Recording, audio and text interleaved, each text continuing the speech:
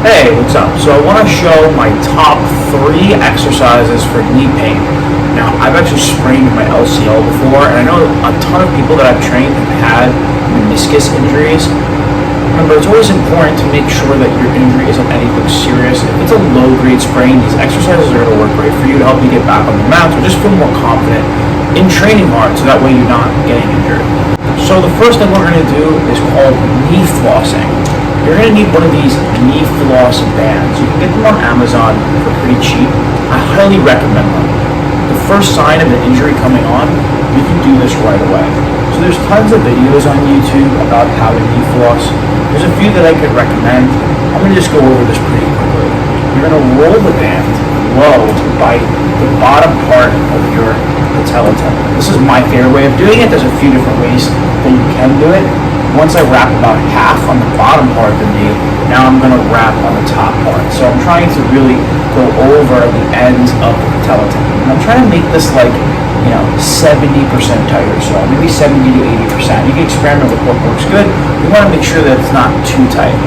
Now that you have this band on, it's going to help as you go through movement. Once you let it go, you're going to be able to feel a lot more circulation to the area, and it can help with immediate relief right away, especially if you've been having an issue. This is something that you can do great before a competition or before a training session. All I'm doing here is going through some movements. I can stretch my hamstrings. I can come up and do some squats like this to really just expose all the areas of that knee. You want to be doing stuff for about maybe 1 to 2 minutes or so as you move around.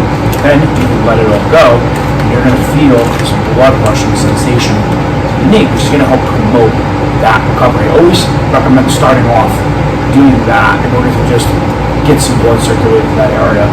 The next thing we're going to do is a banded clamshell. Again, you're going to need one of these cheap resistance bands on Amazon. Trust me, it's worth it. Just get it.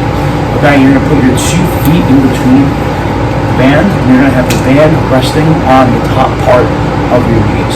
You're going to lay on your side, and you're going to make your legs a 90-degree angle. I'm pressing my bottom knee into the floor as I drive my top knee up. I want to keep my pelvis kind of tucked here, so a little bit of tightness in the abs, keeping my hips nice and neutral. As I go through this, I'm going to feel that glute med really fire up. You're going to feel it right in your butt. Okay, and you're going to do this for about 10 to 15 on each side. The reason why this is so good is it's because it can help you take pressure off of your knees and fire up the glutes, which is a huge issue with a lot of people that I've seen. They have knee issues, they have weak glutes, and by strengthening up your glutes, you're going to be getting a lot more circulation to your hips. Also, a lot of issues that you have in your knees, they can come from your hips. So just found that this exercise works great, and a lot of my clients really love it. So try these 3 exercises out and let me know how they feel.